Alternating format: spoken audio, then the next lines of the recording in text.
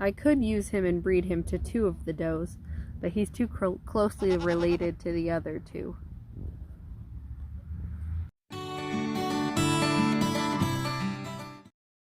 And we can't forget our last few of our buck kids. So these 4, they didn't sell with the other big groups of kids that left. I had a couple people interested, but I feel like people are always really fickle when it comes to livestock and stuff, and so definitely quite a few people who are like, oh yeah, I need this, this, and this, and then they would never come get them. So these are our 4 boys that are left. I decided to pick the 2 that stood out the best as far as just overall appearance, genetics, what their moms were like, and keep them intact. And then I castrated the other 2. So this one, he's a wether, this one's a buckling, this one's a wether, and this one's a buckling. So the reason behind that was a lot to do with what they looked like, a lot to do with their genetics, and if I thought that they had good potential. And I know that there's a lot that goes into keeping a buck, and I don't think that I have the best ideas yet, but I'm getting better. Definitely getting better. This one was a twin, and he actually was the biggest growing buck out of all of my boy kids. So that is the reason that he is intact, is just because I can see some very good potential from him, where he was so big at weaning and everything. And then it was a hard decision to castrate this one, and I primarily did it because I had someone interested in him as a wether, but then of course they didn't come get him.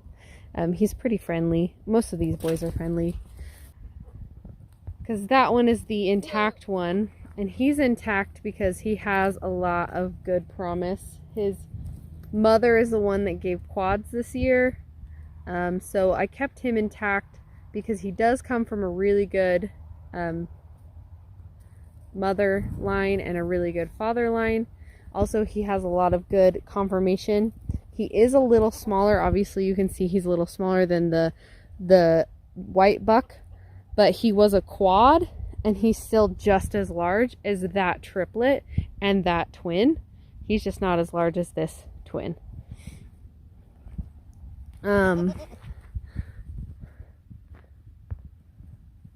So yeah, if you're in the market for a boy, buckling or wether, I've got 2 of each.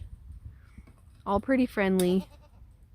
We were training them for like tie outs and stuff, and we still put them out occasionally, but I don't leave these guys unattended. So if I'm not out here to monitor and watch them, they don't get tied out. These guys were born, I mean, you guys saw the videos. Let's see, was that the end of April and the beginning of May time frame?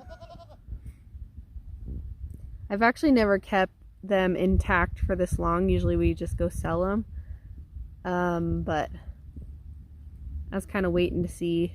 Definitely easier to sell them off your farm than it is to try to haul them to a sell barn and stuff like that, and then you don't know what kind of people buy them and all that stuff, which you're in the goat business or livestock at all, it happens. But look at this beautiful white boy.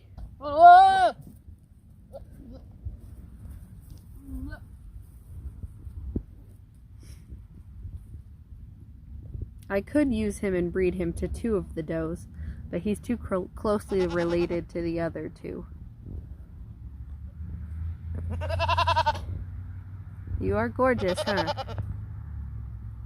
His name's Jethro. They all have names. This one's Jethro. The other intact boy over there is Hank. The one over there is Desi, and then this one is Tandy. So far I've been able to get him out, so it's not a problem. And Maverick gets to go in there with the boys occasionally. Oh, Mav. We don't usually go in the boy buck pen often. See you later, boys.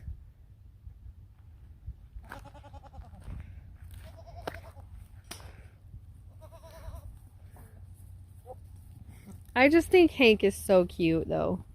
I would totally keep him if I could. You're adorable. And he's the easiest going one of this whole bunch.